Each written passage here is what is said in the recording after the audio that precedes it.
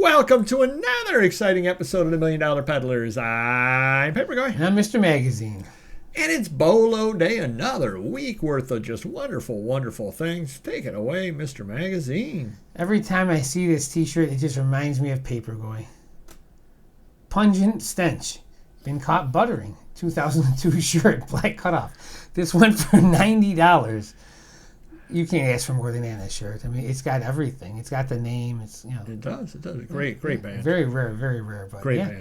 band. If you see Pungent Stench out there, not Paperboy, but the actual t-shirt or anything with this band, probably records are worth money. Anything. CD. Yeah, I would scarf them all up and cash in. Big fan. Yeah. Who are you? Pungent Stench. Next up, Santa for President, 1927. 1970s Tiffany brass belt buckle, Christmas time, and another belt buckle sold. Look at this. Can't argue. Look at it.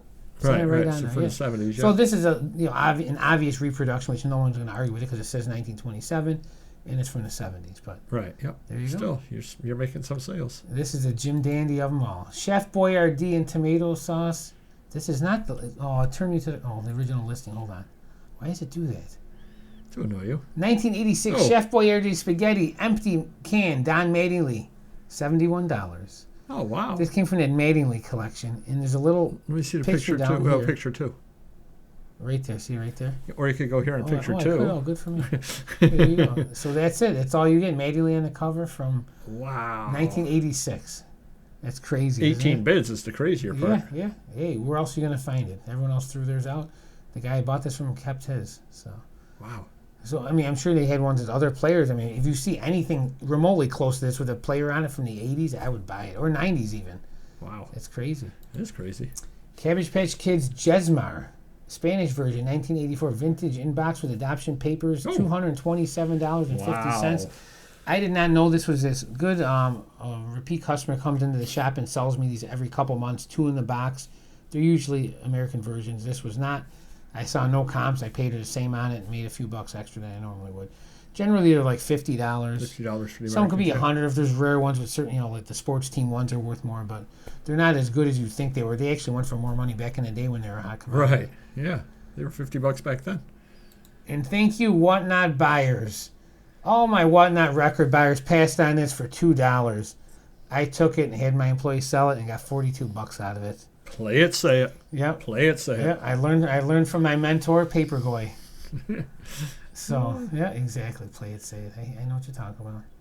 All right. I guarantee I paid $0 for this in some collection. Rover's Morning Glory Holiday Hangover 2020 autograph photo, $26. And it's framed. Comes framed. You should have sold that to one of your employees who loves Rover. Oh, well, I feel bad for him. Her. Who's that? What's her name? So Alicia used to listen to Rover's Morning Really? Glory all the time. Oh, Yeah. wow. What do I know? Do you pay attention to your employees? She's the one that listed it. Elixir 1987 TSR board game. I believe this. Oh, it says used. Okay, this one's used, but it went for $60. I think a sealed one's. I have never seen that game in my life. Yeah, me neither. That's the best game. part about when you're getting paid and you've never seen it before. That's true. Never seen that game. Next up, Ozzy Osbourne 1988 No Rest for the Wicked handbill flyers lot of 12. Now, I've never seen these, and I don't know why my employee took it upon himself to list 12 of them. That's what I was just going to ask. I would have put them up for $25 a whack, but it did take a year and a half to sell, but still. But it might be one of those deals. I want one. Yeah. I want to pay $15 for it. Yeah. I don't want 12. Right. Exactly. Yeah. Could have double, triple my. Yeah. I don't know. And, 15 times 12 is higher. It just amazes me with these employees. They never ask me. They just take it upon themselves, and they probably think they're doing something good or something, which, it's sold, yeah. But you made money, so I guess that's what matters. But still, it may not have been the ideal way to make money. Exactly. Joe Satriani and Steve Vai I've seen that autographed before. 11 by 17 Finger Lakes concert poster with COA.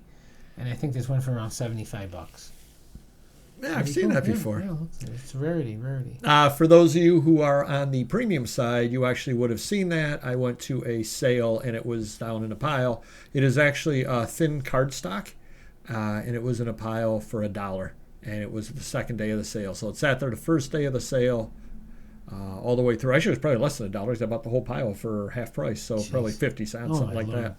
Yeah, it was cheap. Cheap at twice the price. And it was signed, and I just said, oh, yeah, this is going to be good. And ended up selling. No, you just got to get paid. Yeah, good luck to me. Henry S. Iverson, original art, Santa Claus and Uncle Sam Christmas. Pretty neat little item over there, a piece of original art. As many of you know that watch the haul videos, I ended up buying a lot of Mr. Syverson's art from his grandson, and I finally got it all listed. And that was what I had laid the groundwork on for a couple of different sales, saying, hey, at some point if you can make a bulk deal, and he ended up being able to do so, and I was able to buy it, and I'm actually pretty much out of the stuff now, or close to out of it now. Pretty neat stuff, though. Pretty neat stuff. Up next, Saturday Evening Post, December 29th, 1923, J.C. Lewendecker, New Year's baby cover. Definitely, you should know his artwork. It does sell. So he is a name, an artist, cover artist out there to look for. Definitely does sell, and his brother also was an artist, and his brother also sells. There you go. La La Land script book, Damien Chazelle, 2015 signed screenplay. Got $124 out of it. The reason why I'm happy about that is because I bought it at a church sale. So I paid like $1 for it. Wow. So can't argue with that. Definitely not. I mean, you're finding, it's amazing how much good stuff you're still finding these days. Oh, yeah. Yep. It's out there. It's definitely out there. And, these are sales. These are public sales where other people could go too. Sure. It isn't like a house call or something like that. No, this was a church sale. Nobody wanted it. Nobody cared. Makes me wonder what they bought. Exactly. They probably bought Freedom Land, USA ticket booklet, 1960s, $20. I'd never actually heard of Freedom Land. It turns out it was only around for a couple of years over in the New York City area. This is a booklet, obviously not complete. The tickets were generally used out of it. In fact, they were all used out of it.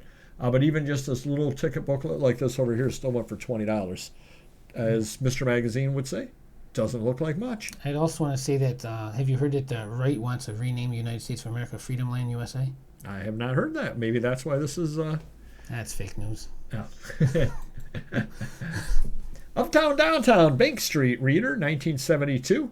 I took a $10 plus shipping offer on this. However, I tried to sell it for $3 over on Whatnot, and nobody wanted it. And I said, know that feeling. I said, $10 is more than $3. Nobody wanted it over there. I just said this was just interesting looking enough and odd enough that I think it would sell, and sure enough, it sold. And it sold fairly quickly as well. 50 years old, too, at least. That's true, too. Yeah. Doesn't seem like it, but yeah, it is. Right. The Enchanted Capital of Scotland hardcover. This I took a $90 offer on this as well. So who blames you? A neat little book over here, definitely. What year is that? I don't think it was dated, actually, believe it or not. Doesn't look like 1950s. No, from the 40s. From the 40s. I'm just guessing on that there, but yeah, from the 40s. Yeah, you guessed enough to get $90. I did. Sherwin-Williams paint, billhead, and memoranda, lot of 4 from the 1890s. 1890s Sherwin-Williams billheads. Nice. Nobody wanted it for $3 over at Whatnot for the 4 of them. And I actually put it in, I think, a Paper Palooza or a ephemera in one of the better auctions. And I put it up there for $3. Figured, people are definitely going to want that. Yeah. They laughed at me. They laughed at me right out of the event. And I said, okay. And guess who's laughing all the way to the bank? Exactly. That's me laughing. Yeah. Got that. In case you were wondering. Yeah, it was. You need to protect yourself. Check yourself before you wreck yourself. The Secret of Unarmed Defense, hardcover DJ Brooks Mendel, signed book. Guy kept making me offers after offers after offers. I finally ended up accepting $50-some for it. But you can see down in the corner, I paid $10 for it. My question to you is, you never have issues with people getting mad you leave that price on there? Nope. A lot of my customers can't stand it. You only paid $10, I'm paying $70.